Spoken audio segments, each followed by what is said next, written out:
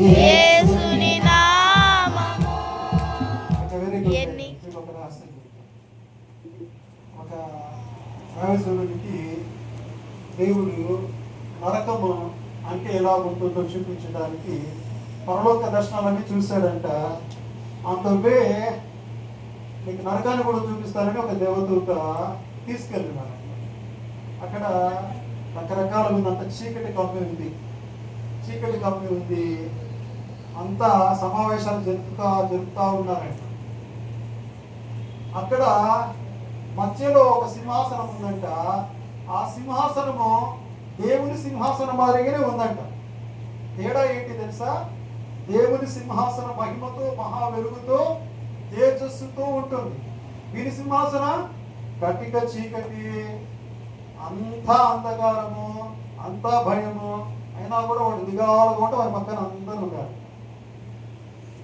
చూపిస్తా ఉన్నాడంట ఆ దేవదూత, ఆ దైవసుడు నరకం అంతా అన్ని భాగాలు ఎక్కడెక్కడ ఏమేమి ఉంటాయి, ఎవరెవరు ఉంటారు అని.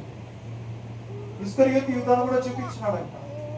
ఇస్కరియోతు యూదా ఆ యొక్క పాతాళంలో ఎట్లున్నాడంట, అతనికి స్పెషల్ గా ఒక రూమ్ ఇచ్చినాడంట. పాతాళంలో ఒక రూమ్ ఉంది. కొద్దిసేపు బాగుంటాడంట, కొద్దిసేపు లేచి నేను అన్యాయంగా నీతిమంతుడైనా యేసుని అప్పగించిన, ఎంత తప్పు చేసిన, ఎంత చెప్పు చేసినాను అంటాడంట. కొద్దిసేపు అరిచి అలా కూర్చుంటాడంట. మళ్ళా వేస్తాడంట, నేను అన్యాయం చేసినానే అని అలా పరితప్పిస్తా ఉన్నాడు.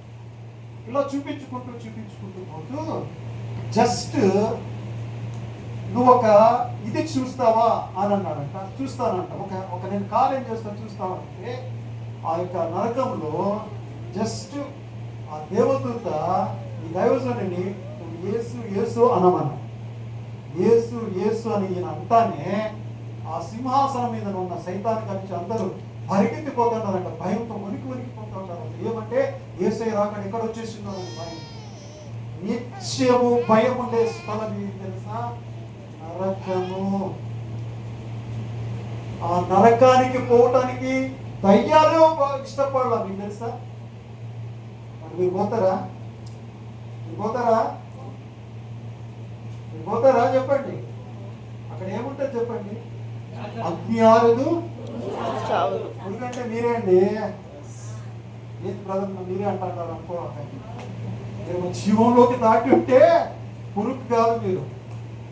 దేవుని దూతలు పోండి, యేసుని పోండి, ఆ రూపంలో ఉంటాం. లేకపోతే అగ్ని ఆరదు, కాస్తానే. అది తప్పించుకోవాలంటే ఈయనను ఆశ్రయించాలి. ఈయనను ఆశ్రయిస్తే నువ్వు అక్కడ ఉంటావు.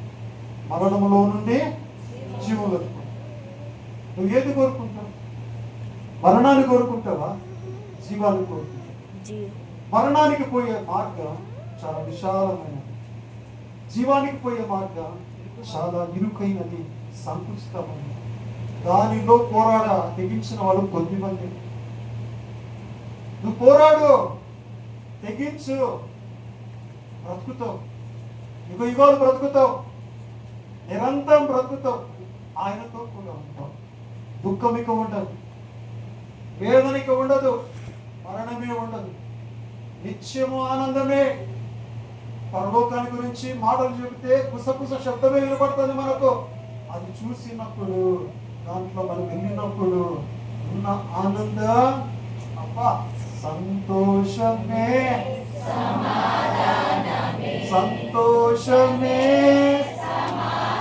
చెప్పనా సత్యమైన సంతోషం, చెప్పనా ఈ సంతోషం అమ్మా, ఈ సంతోషం నీకు కావలన నేడే యేసు. యేసయ్య సిలువలో వేలాడుతూ 7 మాటలు పలికినాడు. ఆ 7 మాటల అర్థం ఏంటి తెలుసా? నిన్ను పరలోకానికి చేర్చడానికి ఆ 7 మాటలు. అవన్నీ రక్షణకు మార్గము.